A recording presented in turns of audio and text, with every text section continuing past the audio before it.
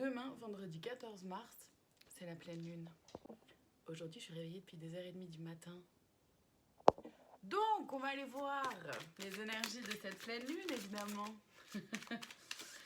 Comme d'habitude, rappelez-vous que je ne détiens aucune vérité. Faites preuve de discernement, s'il vous plaît. Prenez uniquement ce qui résonne en vous. Et si ça résonne en vous, c'est important. J'utilise les cartes et chez moi, c'est de façon complètement intuitive. Là, je vais utiliser un tarot.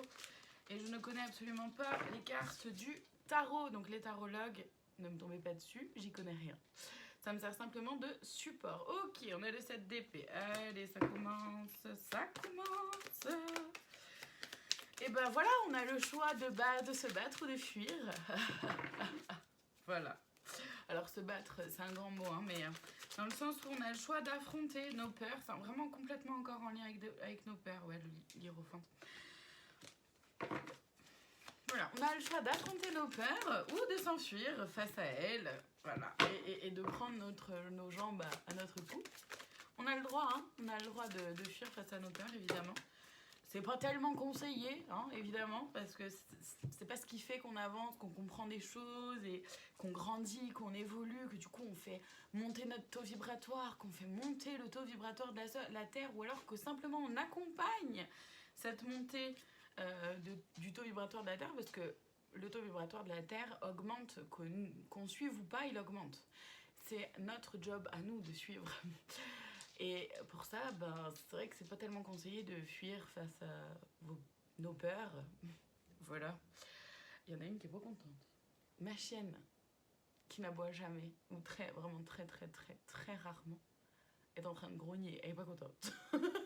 Ça la saoule elle aussi, clairement. Hein, cette histoire de peur là, qui nous tombe dessus tout le temps, là, depuis un mois ou deux. Il y en a marre. Ensuite, donc, avec l'hiérophante, c'est ça, c'est cette histoire-là de pouvoir apprendre des choses. Donc, bon, ça revient à ce que je disais juste avant, donc je passe. Valet de denier et 5 de bâton, mais c'est ça. Là, c'est vraiment... Donc, du coup, c'est vraiment dans cette optique-là du... On fait face à nos peurs, on les prend en considération, on les regarde, on les voit, on les accepte et on ne se laisse pas diriger par nos peurs. Voilà. Donc évidemment, la guidance va dans ce sens-là, hein, parce qu'elle ne vous invite pas à fuir.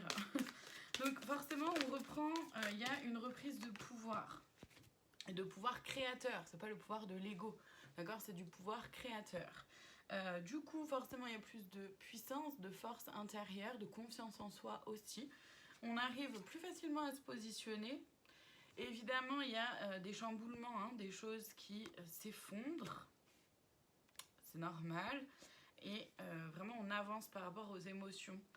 Là encore, oui, la force, oui, je vous parlais de force, de puissance, de la...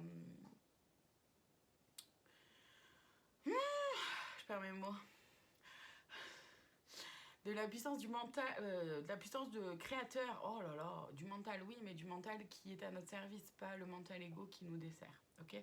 Donc la force du mental, oui, la force mentale, morale, émotionnelle, psychique, bien sûr, sur notre capacité de résilience, sur notre façon de pouvoir percevoir les choses, notre capacité de comprendre, de savoir et d'encaisser, d'accepter le fait qu'on a la main sur notre vie et qu'on peut changer les choses, mais déjà, faut-il se mettre en action. Donc on retrouve beaucoup de force, c'est ça qui est génial. En fait, cette pleine lune, elle nous invite à vraiment choisir de faire face à nos peurs et de ne pas nous laisser envahir, abattre par nos peurs pour retrouver vraiment notre force. On a le fou derrière, le fou c'est vraiment... Enfin là, je le ressens vraiment comme, ben ok, il y a tout autour de moi, le champ des possibles est ouvert, j'ai juste mon choix à faire en fait, j'ai juste un choix à faire, une décision à prendre et avancer, y aller, oser. Là, j'ai envie d'aller voir ce que cette pleine lune vient réveiller en nous. Ok, une envie de se pardonner. Par rapport à des liens finalement non profonds, par rapport à peut-être des choses qu'on a pu mettre, on a pu leur donner une importance bien trop grande, bien trop élevée par rapport à ce qu'elle était réellement. On accepte que ce qui vient réveiller en nous aussi, c'est qu'on accepte qu'on puisse se tromper. Bravo, merci, alléluia. On a le droit de se tromper et on le comprend, on l'intègre. on est davantage clairvoyant et clairvoyante par rapport au schéma de répétition, ce qui vous convient et ce qui vous convient plus. Et du coup, il y a un truc qui se débloque et c'est comme si, j'ai cette image-là, la fusée au derrière, là, qui hop, nous fait avancer là d'un coup, pam, pam, pam, pam. Et ben c'est un peu... c'est un peu l'idée, donc il y a plus de blocage, c'est ça. Et on retrouve vraiment le lien avec la Kundalini, donc l'énergie vitale à l'intérieur de soi, celle qui fait qu'on est en pleine possession de nos moyens magnifiques. Les conseils maintenant pour chacune et chacun d'entre nous par rapport à cette pleine lune.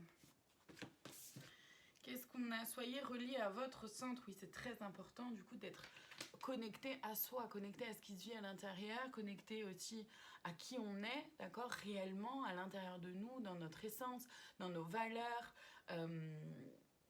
et dans nos forces, comme dans nos faiblesses aussi, parce que avoir conscience de ces failles, c'est aussi une force finalement. Comme j'en ai conscience, bah, je sais que je dois en prendre soin, d'accord? C'est ça aussi l'idée. Osez parler, osez vous exprimer par rapport à la connaissance de soi. Osez exprimer ce qui est là en vous. Osez exprimer vos peurs, osez exprimer vos craintes, osez exprimer qui vous êtes, votre créativité, tout ça. Acceptez la différence entre ce que vous imaginez ou ce que vous imaginiez d'une situation, de la vie, de qui vous êtes aujourd'hui, etc. Acceptez la différence entre donc ce que vous imaginiez et ce qui est réellement là, ce qui est concrètement là. Pareil pour une situation, un travail, une relation. C'est aussi accepter la différence chez les autres, accepter la différence à l'intérieur de soi aussi. Être un peu plus tolérant et tolérante, c'est vraiment ce qu'on nous invite à faire. Être connecté à ses émotions, ses intuitions, ce qu'on ressent être bon et juste pour nous, à sa propre guidance intérieure. Là, c'est très très important de se faire confiance à votre intuition. On n'a plus vraiment le choix. Vous voyez, c'est le jugement. Arrêtez de se juger soi-même, arrêtez d'être trop dur envers soi-même et arrêtez aussi de penser ou croire qu'on n'est pas suffisant, pas suffisante, qu'on ne va pas y arriver, etc. Je vais chercher le conseil de plus, la cerise sur le gâteau. Merci. Et Chaton nous a rejoint, elle est juste là, vous la voyez pas. Connaissance divine, c'est magnifique. On revient sur la connaissance qui avait été amenée dans les conseils.